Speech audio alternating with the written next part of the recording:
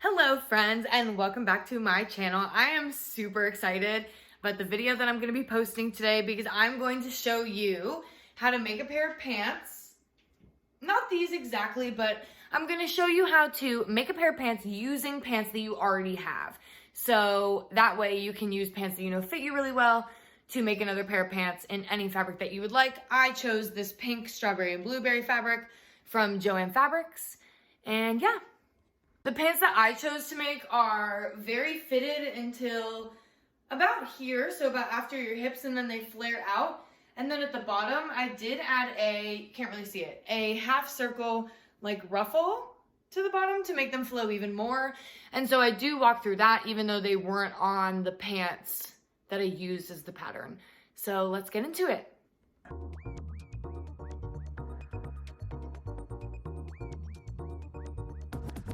Okay, so the pair of pants that I used do have other strawberries on them. So as I'm laying them down to cut the pattern pieces out, you want to make sure that your seams are right on the edge of the fabric where you're cutting to make sure that you're cutting exactly the same. I added about a 1/4 inch of seam allowance all the way around, and I made sure to tuck in the waistband so that I didn't, make the pants come up too high. So here I'm just doing what I just said, added about a 1/4 inch of seam allowance all the way around the pants.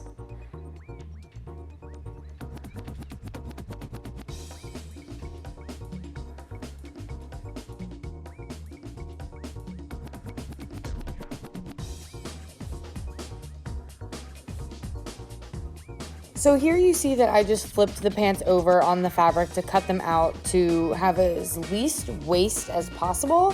But if yours don't fit like this, that is totally fine. Also pay attention to the pattern on your fabric. Mine doesn't have a specific direction, which means like if your pattern has faces on it and you flip it upside down, those faces might end up upside down on the back of your pants. Mine doesn't do that, so I managed to fit both sides on this piece of fabric. So the first one I cut was the front, this one that I cut is the back. That's the back of the pants, that's the front of the pants.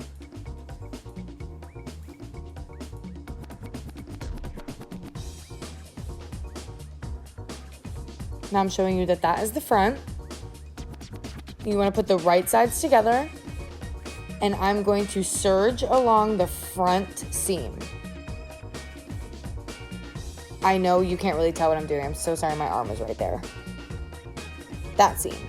I'm gonna serge or straight stitch or zigzag, whatever your heart tells you to do. So now that I sewed that together, this is the full front of the pants. So when I'm standing, that's basically what they'll look like. I used black so you could see it. I did the back seam, the one side seam, and the front seam. So basically the one that touches your butt, the one that touches you in the front, and down one leg. Now I'm cutting out a waistband that is the same as my waist measurement, and then I do about 5 inches because you end up folding it in half and then sewing a little bit, so that will give you about a 2-inch waistband. A little bit bigger depending on your seam allowance.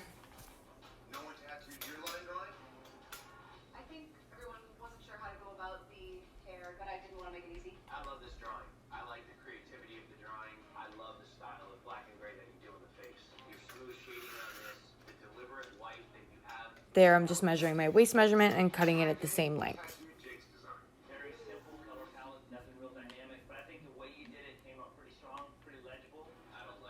That's the length of my waist, and then you fold it in half, wrong sides together.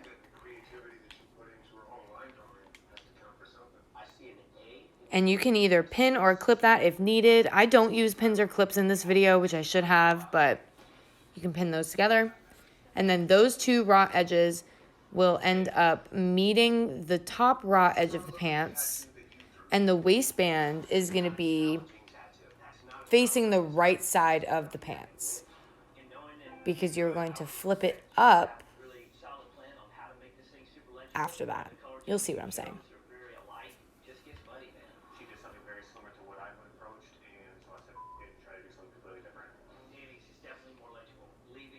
raw edges together. I suggest pinning it all the way across. I did not for whatever reason. And then you're going to serge, stitch there. So this is what it looks like. That's where I said you flip up, so there are no visible stitches at all. Now finish it off. Well, we're going to do the second side seam. So this is the second hip seam, so the side of your pants.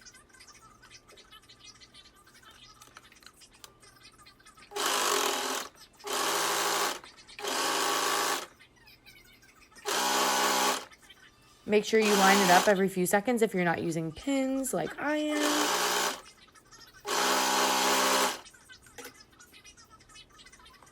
So now my pants look like pants except for in the crotch.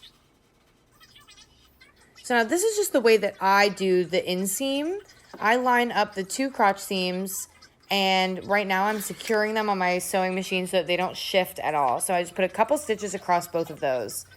And then I know that my pants line up perfectly at the ankle. So I go down to the ankle, line it up there. And there's going to be basically one serge seam from one ankle up the inner thigh, around and back down the other thigh, back to the other ankle. There are many ways to do this. This is just how I chose to.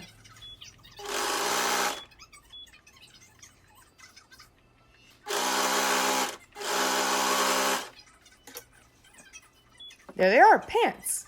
Inside out. Flip them. Bam. Pants just like your other ones. So here they are on me.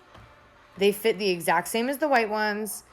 The only thing that I personally am not happy with is the length. So I'm going to add a cuff to the bottom. I cut these half circles just like you would a half circle skirt, but I used the distance of the bottom of one of the legs of the pants and then only cut it about 4 inches. That was a scrap that I did not mean to use. Anyway, this is the ruffle. Technically, I'm not ruffling it, so it's really a flounce. I'm hemming them before I put them on. So that is what I am doing here. Hemming the bottom of these half circles. Just makes it a tiny, tiny bit easier.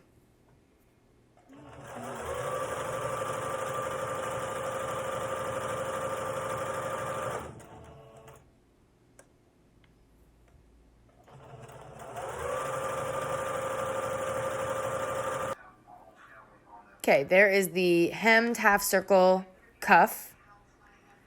And I I basically finished off the cuff. And then you're to sew it on basically just like you did the waistband.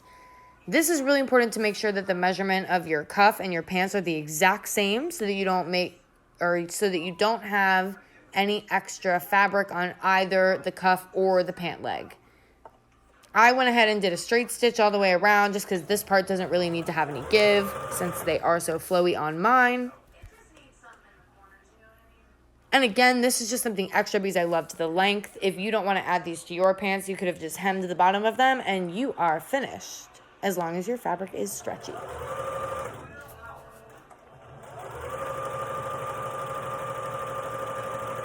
Credit to my husband for this half circle cuff idea. I was kind of upset that they were too long. I mean short. They're not too long.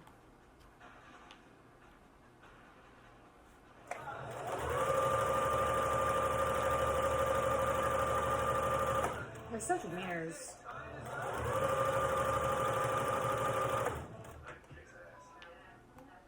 I'm so excited for you to see these.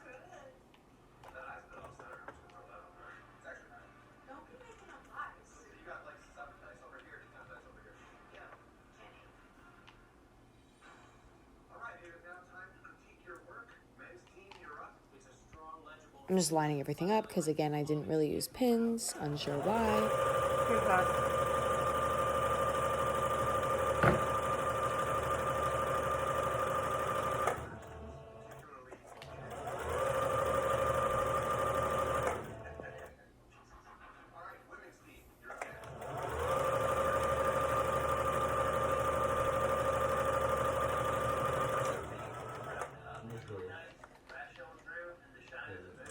Cut the threads.